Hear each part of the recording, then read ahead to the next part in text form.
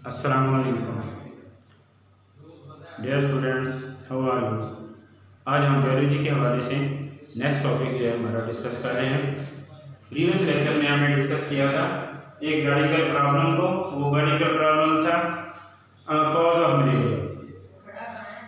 What is the cause of malaria, malaria की वजह क्या है, वो टॉपिक हमने डिस्कस किया था मेडिकल प्रॉब्लम। तो उस प्रॉब्लम को हम हल करने के लिए हमने एक पूरा बायोलॉजिकल मेथड हमने इस्तेमाल किया, उसके पूरे स्टेप हमने उसके यूज़ किए और फिर हमने वजह निकाली थी, हाइपोथेसिस को दुरुस्त किया था।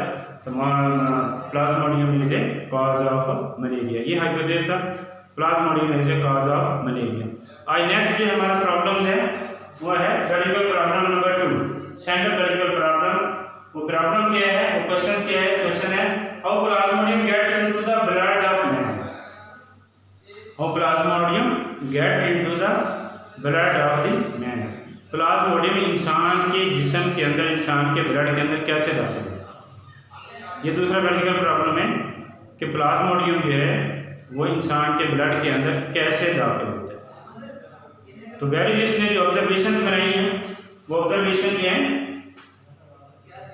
इस प्रॉब्लम के हवाले से जो ऑब्जर्वेशन बनाई है वो कौन सी दो ऑब्जर्वेशन लगी है, कौन सी ऑब्जर्वेशन है, malaria associated with marshes, malaria with associated with marshes. Malaria का और मार्शी एरिया का दर्दली इलाकों का आपस में कोई ना कोई रिलेशनशिप है, एसोसिएटेड या रिलेशनशिप, यानी मलेरिया का और जो मार्शी एरिया दर्दली इलाका है उसका आपस में रिलेशन है।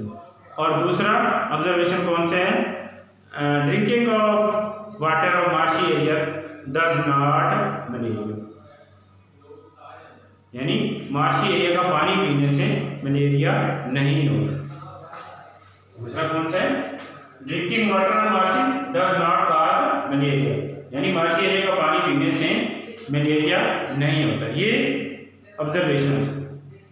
अब ये दो ऑब्जर्वेशन ये बता रही हैं कि मलेरिया का और मार्शी एरिया का आपस में तल्लुक जरूर है, यानी दर्दली इलाकों का जो पानी पीने से मलेरिया नहीं होता, लेकिन दर्दली इलाकों के अंदर ऐसी कोई चीज़ ज़रूर है जो इस बीमारी को लेके आती है, यानी कि दर्दली इलाकों के अंदर, यानी वो गंदा जो पानी है मार्शी एरिया का, उसके अंदर कोई ऐसी चीज़ ज़रूर है जो लेके आती है, बीमारी को लेके आती है, मलेरिया वाली बीमारी को लेके आती है। तो इस बारे में नेक्स्ट है एक फिजिशियन था A.F. किंग ऑब्जर्वेशन 1883 के अंदर। A.F. किंग एक फिजिशियन था, उसने इसके ऊपर मजीद वर्क किया 1880s के अंदर और उसने नंबर ऑफ ऑब्जर्वेशन बनाई, नियर अबाउट 20 ऑब्जर्वेशन बनाई और उनमें से ये 3 इंपॉर्टेंट ऑब्जर्वेशन जो हैं वो ये हमारे पास हैं, हम डिस्कस कर रहे हैं। A.F. किंग ऑब्जर्वेशन 1880s के अंदर ये फिजिशियन था, तो उसने ऑब्जर्वेशन बनाई, उन्होंने इस प्रॉब्लम के ऊपर हल करने के लिए काफ़ी वर्क किया A.F. किंग ने और उसने ऑब्जर्वेशन बनाई। और वो ऑब्जर्वेशन कौन सी है, people who sleep outdoor were more likely to get malaria than who sleep indoor. People who slept outdoor more likely to get malaria than those who slept indoor, यानी वो लोग जो कमरों के अंदर सोते हैं उनको मलेरिया कम होता है और जो लोग कमरों से बाहर सोते हैं, शहर के अंदर गैर खुली फिजा के अंदर सोते हैं, उनको मलेरिया ज़्यादा होता है।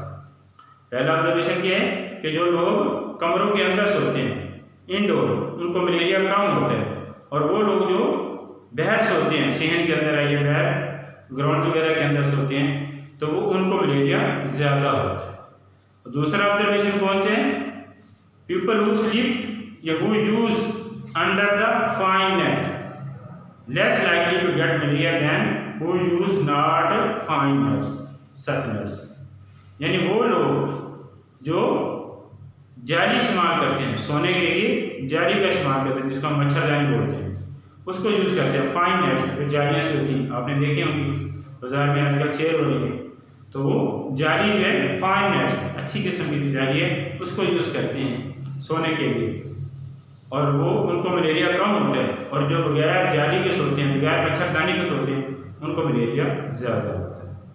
ये F. किंग की दूसरी ऑब्जर्वेशन थी। पहली ऑब्जर्वेशन की थी कि जो लोग कमर के अंदर सोते हैं उनको मलेरिया कम होता है, और जो कमर से बाहर होते हैं सेहन वगैरह के अंदर उनको मलेरिया ज़्यादा होता है।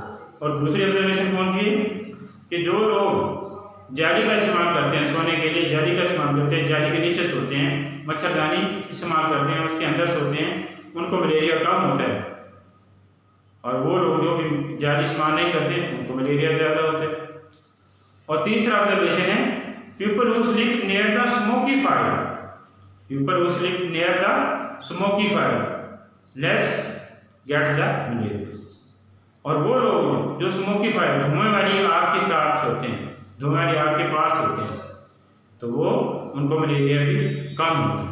यानी धुआं वगैरह वगैरह आग जला देने जिसमें धुआं कुछ लकड़ियाँ ऐसे होती है जिसको जलाने से धुआं ज़्यादा पैदा होता है, खास तौर पर ये गोबर, ये हमारे गांव के अंदर देहातों के अंदर बहुत सारे लोग हैं सर्दियों वगैरह के अंदर या गर्मियों के मौसम के अंदर भी, तो वहाँ जहाँ जानवर वगैरह बांधते हैं तो वहाँ उनके पास कुछ गोबर होता है तो वो उसको जला देते हैं, तो उससे धुआं बहुत ज़्यादा पैदा होता है। तो जिसकी वजह से जो है ना मच्छर जो है, मॉस्किटो जो है वो दूर रहता है, मॉस्किटो जो है वो दूर रहता है, जिसकी वजह से उनको ये काटने के चांसेस कम मिलते हैं, क्योंकि ये इसको एलर्जी होती है। मॉस्किटो को धुएं से एलर्जी होती है जिसकी वजह से वो उससे धुएं से दूर भागता है, उस एरिया में नहीं आता। तो जिसकी वजह से वो लोग जो स्मोकी फायर धुएं वाली आग के नज़दीक सोते हैं, उसके आसपास होते हैं, तो उनको मलेरिया कम होता है। ये 3 ऑब्जर्वेशन थी एफ.ए. किंग की, और उसने नियर अबाउट 1883 के अंदर 20 ऑब्जर्वेशन दी थी, और उनमें से जो इम्पोर्टेंट ऑब्जर्वेशन है वो जो 3 हैं जो हमने यहाँ डिस्कस की। तो फर्स्ट ऑब्जर्वेशन है, और उसके बाद एफ.ए. किंग की ऑब्जर्वेशंस हमने डिस्कस की। उसके बाद आता है हाइपोथेसिस, उसके बाद नेक्स्ट स्टेप्स कौन सा आता है हाइपोथेसिस। ऑब्जर्वेशन से ही हाइपोथेसिस बनाई जाती है। तो हाइपोथेसिस कौन से है? Mosquito transmit Plasmodium, mosquito transmit plasmodium and also involve the spread of malaria, also spread of malaria। Malaria की क्या वजह बनता है?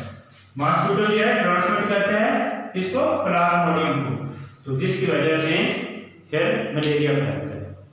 Mosquito transmit the Plasmodium, Plasmodium को ट्रांसमिट करता है, ट्रांसफर करता है, तो जिसकी वजह से मलेरिया फैलता है। तो ये हाइपोथेसिस था। क्या हाइपोथेसिस है? Mosquito transmit plasmodium and show involve the spread of malaria, malaria को फैलाने की वजह बनता है, मलेरिया को फैलाने में एक मॉस्किटो इस्तेमाल होता है। तो ये फैक्टर्स, तो हाइपोथेसिस कौन सा है? Mosquito transmit plasmodium and show involve the spread of malaria. अब इस हाइपोथेसिस को दुरुस्त मान के, हाइपोथेसिस को दुरुस्त मान के आगे डिडक्शंस बनाई जाती है। हाइपोथेसिस को दुरुस्त मान के फिर आगे डिडक्शंस बनाई जाती है। तो डिडक्शंस क्या है इस प्रॉब्लम के अंदर? और Plasmodium get into the blood of the man, इंसान के जिसमें प्लाज्मोडियम कैसे दाखिल होता है उसका डिडक्शंस कौन सा है? If the mosquito are the involve the spread of malaria, अगर मॉस्किटो ही मलेरिया फैलाने की वजह है तो देन दूसरी लॉजिक इस्तेमाल हो रही है, then plasmodium should be present in the mosquito, तो फिर प्लाज्मोडियम को मॉस्किटो की बॉडी के अंदर के जिस्म के अंदर मौजूद होना चाहिए। यह डिडक्शन है। हाइपोथेसिस को दुरुस्त मान के अगर डिडक्शन बनाएंगे हैं, एक्सपेक्टेड रिजल्ट बनाए गए हैं, मतलब के रिजल्ट बनाए गए हैं, इसको डिडक्शन बोलते हैं। क्या? If the mosquito are involve the spread of malaria then plasmodium should be present in the body of the mosquito. क्या मतलब हुआ इसका? कि अगर प्लाज्मोडियम मच्छर जो है, मॉस्किटो जो है वो प्लाज्मोडियम को मलेरिया को फैलाता है, मलेरिया को फैलाता है, तो फिर मॉस्किटो के ब्लड के अंदर प्लाज्मोडियम होना चाहिए। यह डिडक्शन है। दूसरी डिडक्शन क्या है? Mosquito can get plasmodium by biting the malarian patient. Mosquito जो है जब इंसान को, कौन से इंसान को? जो मलेरिया का मरीज है उसको काटता है तो उसकी बॉडी के अंदर से, मलेरिया के पेशेंट की बॉडी के अंदर से प्लाज्मोडियम जो है वो मच्छर की बॉडी के अंदर भी चला जाता है। एक मलेरिया का पेशेंट है, अगर वो मलेरिया का पेशेंट है तो उसको बहुत ज़्यादा एहतियात करनी चाहिए ताकि उसका मजीद मॉस्किटो ना काट सके, क्योंकि अगर मजीद मॉस्किटो उसके ब्लड के अंदर प्लाज्मोडियम मौजूद है, अब जो मॉस्किटो उसको काटेगा उसका ब्लड चूसेगा तो प्लाज्मोडियम जो है उसकी बॉडी के अंदर भी ट्रांसफर हो जाएगा, तो जिसकी वजह से वो फिर आगे और सेहतमंद इंसान को काटेगा उसको भी मलेरिया हो जाएगा। तो इस वजह से मलेरिया जो इस तरह भी फैलता है। तो इसलिए मलेरिया वाले मरीज को बहुत ज़्यादा एहतियात करने की ज़रूरत होती है, जल्दी जल्दी अपना इलाज कराए ताकि वो प्लाज्मोडियम उसकी बॉडी में किल हो जाए। तो डिडक्शन कौन सी हैं? If the mosquito are involve spread of malaria, अगर मॉस्किटो ही मलेरिया की फैलाने की वजह है तो then should be plasmodium should be present in the body of the mosquito, mosquito की बॉडी के अंदर फिर प्लाज्मोडियम होना चाहिए। और दूसरा है कि mosquito can Plasmodium regarding malaria patient, malaria patient से भी मलेरिया पेशेंट को काटने से भी प्लाज्मोडियम मॉस्किटो की बॉडी के अंदर ट्रांसफर हो जाता है। तो देन इसके बाद आता है नेक्स्ट जो हमारा स्टेप्स आता है वो है एक्सपेरिमेंटेशन, एक्सपेरिमेंटेशंस। तो इस हवाले से इस क्वेश्चंस के हवाले से जो एक्सपेरिमेंटेशन किए हैं वो एक आर्मी ब्रिटिश आर्मी फिजिशियन था। कौन सा? British army physician Ronald Ross, क्या नाम था उसका? Ronald Ross. 1880s के अंदर, 1880s के अंदर ये साइंटिस्ट था, ब्रिटिश आर्मी फिजिशियन, बरतानिया के आर्मी का एक डॉक्टर था, फिजिशियन था, उसने ये एक्सपेरिमेंटेशन किए। तो क्या नाम था उसका? Ronald Ross. 1880s के अंदर उसने, और वो 1880s के अंदर हिंदुस्तान के अंदर, इंडिया के अंदर तैनात था, क्योंकि उस वक्त इंडिया की जो थी एरिया के ऊपर बरतानिया का कब्जा था। तो वो इस वजह से वो अपनी आर्मी के हवाले से यहाँ शिफ्ट हुआ था, यहाँ उसकी तैनाती की हुई थी, यहाँ ड्यूटीज दे रहा था। तो यहाँ हिंदुस्तान के अंदर उसने पहले 1880s के अंदर 1880 के अंदर उसने यहाँ एक्सपेरिमेंट किए इस मॉस्किटो के ऊपर कि कैसे ये प्लाज्मोडियम को इंसान के बॉडी के अंदर ट्रांसफर करता है। तो इसने एक्सपेरिमेंटेशन किए। तो इसने एक्सपेरिमेंटेशन कैसे किए? आर्मी को, क्योंकि आर्मी ज़्यादातर बाहर रहती है, बाहर वाले एरिया में रहती है, अपने बैरकों के अंदर, अपने क्वार्टरों के अंदर बहुत कम एरिया वक्त में इसको रहना पड़ता है, ज़्यादा उसको बाहर रहना पड़ता है जंगलों के हवाले से और ट्रेनिंग के हवाले से। तो इसलिए आर्मी को ज़्यादा ये प्रॉब्लम फेस करना पड़ता है। तो इसलिए आर्मी के फिजिशियन ही ज़्यादा इसके ऊपर वर्क किया। तो एक्सपेरिमेंटेशन उसने किया, तो उसने एक्सपेरिमेंट किया कैसे कि उसने एनोफिलीज मॉस्किटो,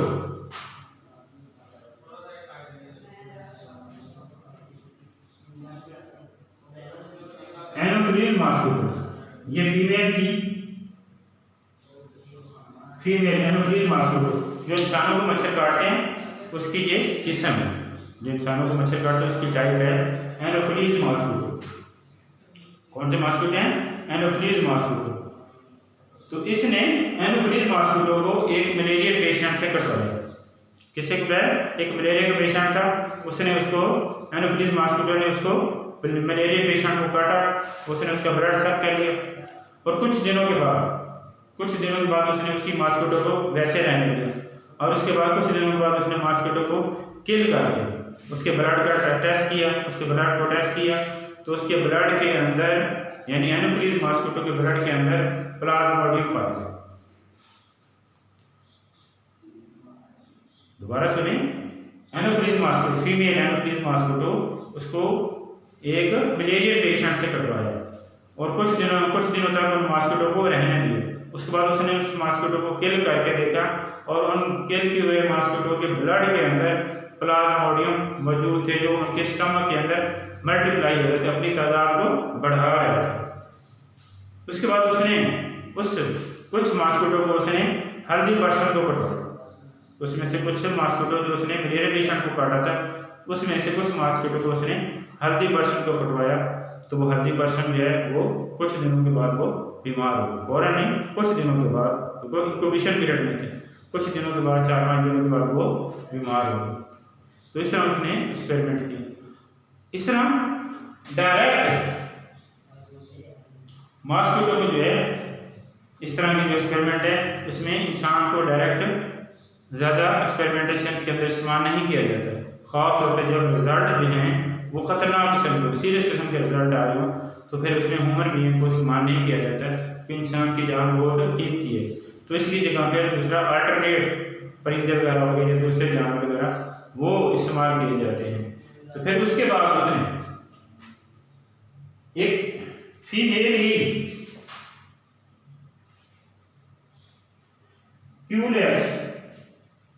क्यूलेक्स मॉस्किटो, ये बर्ड्स के ऊपर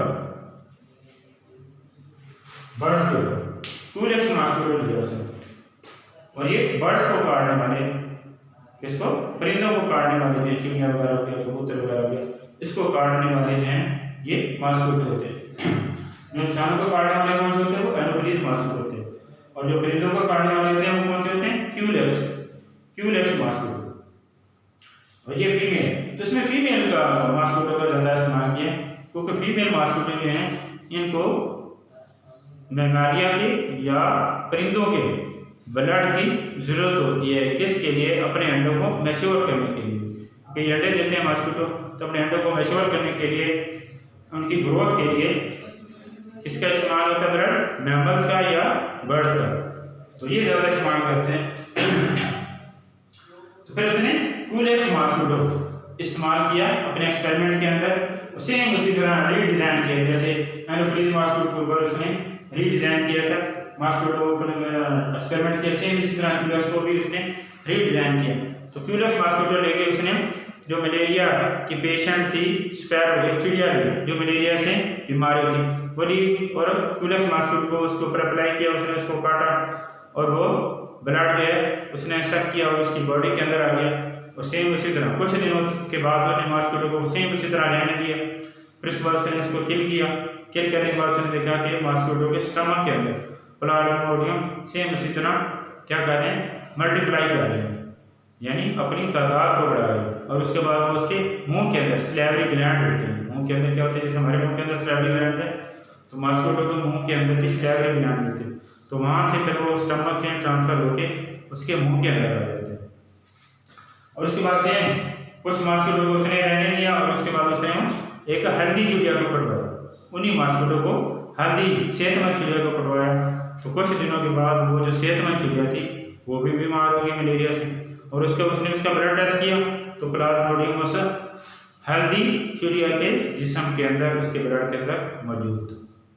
तो इस तरह उसने ये एक्सपेरिमेंट डिजाइन किया।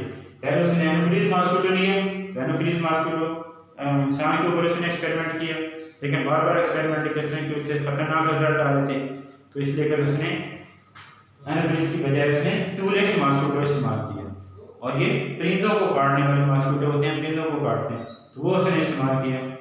तो सेम उसी तरह रीडिज़ाइन उसने एक्सपेरिमेंट किया, डिज़ाइन एक्सपेरिमेंट किया। उसके बाद ये रिजल्ट साबित हो गया कि ये जो है प्लाज्मोडियम मलेरिया को फैलाता है, और मॉस्किटो के जरिए ही फैलता है। मॉस्किटो जो है उनकी बॉडी के अंदर प्लाज्मोडियम होते हैं, और वो जिस बंदे को भी काटता है वो प्लाज्मोडियम उसके अंदर ट्रांसफर हो जाता है। क्योंकि ये एनोफिलीज मॉस्किटो है, जब बाइटिंग करते हैं, कट करते हैं, तो अपने मुंह के अंदर से पहले थोड़ा सा सलागा निकाल के उस जगह पे लगाते हैं, लगाने के बाद उसके बाद फिर अपने माउथ पार्ट के जरिए वहाँ से ब्लड को जो है वो सक कर लेते हैं, तो जिसकी वजह से वो सलाइवा जो है वो उसमें मुंह में शामिल कर देते हैं, ताकि वो ब्लड जो है उसकी फूड कैनाल के अंदर, उसकी एसोफेगस के अंदर, उसकी खुराक की नाली के अंदर जाकर उसको जमने ना दें। तो देखिए कितनी समझदारी से ये बच्चा काम करता है। उसके बाद फिर इस एक्सपेरिमेंट के बाद एंड के ऊपर जाके एक इटालियन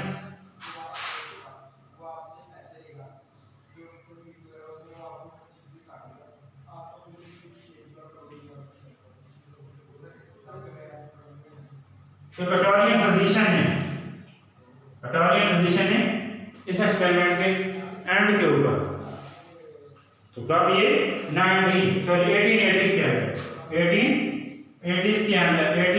1898 के अंदर 1898 के अंदर एक इटालियन फिजिशियन था।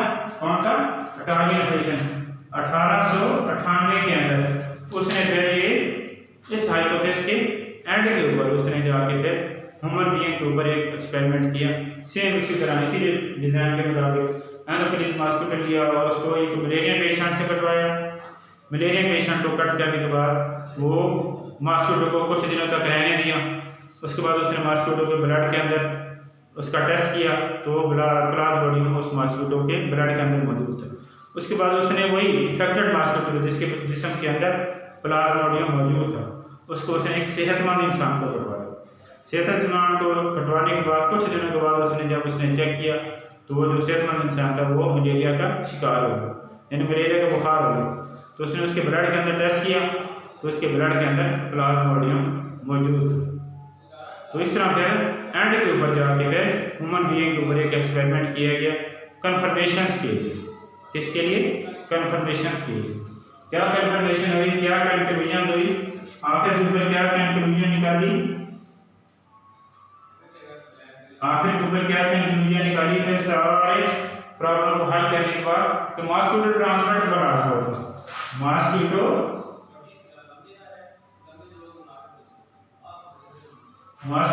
Transmit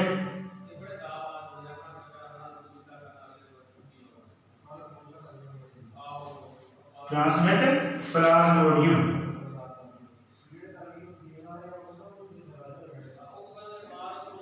and spread of malaria.